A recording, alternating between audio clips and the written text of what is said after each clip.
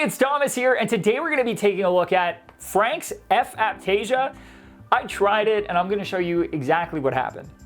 If dreaded Aptasia has already snuck past your defenses and taken a foothold in your tank, or maybe you've just discovered one, hitched a ride into your reef on a frag, and you'd like to take swift action before it has a chance to become a real problem, using a safe, easy solution that works the first time, preventing those harmful little anemones from exploding all over your tank, then check out Franks F-Aiptasia. By the way, Frank, if you're watching, I really love the name of this product. It perfectly encapsulates how reefers feel about that pest anemone, and also literally encapsulates the anemone.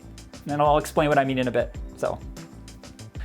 Aptasia, Majano, and other invasive anemones can be one of the absolute worst pests a reefer can face, not because they're the most damaging, but because of their ability to persevere many of the common methods we use to try and control them, and worst of all, actually reproduce at alarming rates when those methods fail to do the job.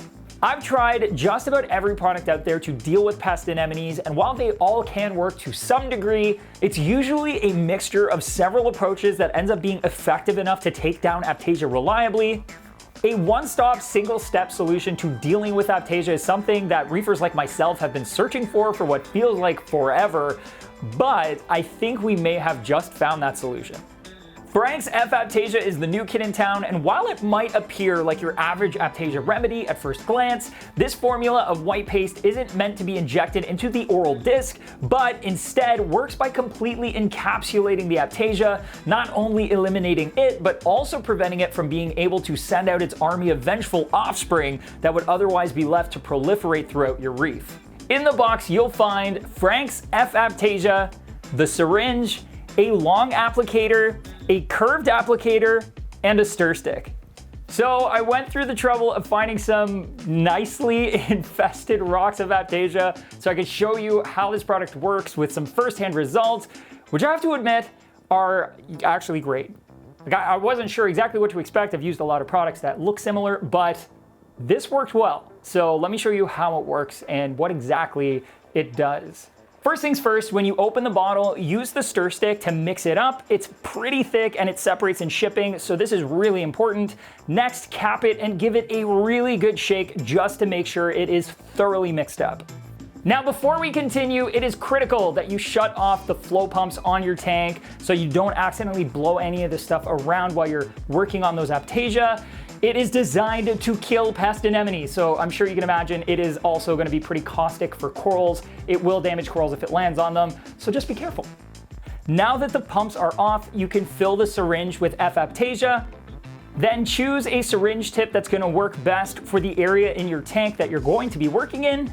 When you're ready to apply it, get the tip of the syringe nice and close to the Aptasia and gently start covering it up, starting at the oral disc, working your way outwards until it has been completely blanketed in F-Aiptasia, then move on to the next one. Once you're all done, it takes between 30 and 60 minutes for that blanket to harden, at which point you can turn your flow pumps back on. And that is that. The Aptasia is taken care of, eradicated. Bye-bye. If you want or need confirmation, after a week you can optionally go back in and chip away the rocky coating of hardened F-Aiptasia to reveal the empty space where the anemone once was, or you can leave it be and it'll continue to harden and eventually grow biofilm, coralline algae, and just become a part of the rockwork. If you do chip it away, rest assured the dust and bits that fly off are no longer caustic and won't be harmful to your corals. I was really happy to see these results, and I would certainly recommend F-Aiptasia, especially for taking care of any anemones that have popped up on new coral additions or small outbreaks. It does take some time to apply it to all of the anemones if you have a really large outbreak, so just be prepared for that. Although I didn't get the opportunity to try it on Majano or star polyps or blue Enthelia or Xenia or other corals that could become a pest, I'm not at all surprised that it can also be used to remove them as well. There are also other holistic approaches to defeating those dastardly pest anemones, But there are surprisingly common mistakes that reefers make leading to less than effective results. Get ahead of the curve by watching this video right here where Ryan and Randy go over the top mistakes that reefers make when trying to deal with Aptasia. Of course, not getting Aptasia in the first place is always the best option, but if you have it, you want to make sure that that effort you put into removing them is worthwhile. You don't want to, waste a whole bunch of time just to find out that they're still there or have gotten worse. So yeah, save yourself a whole lot of heartache and have a watch.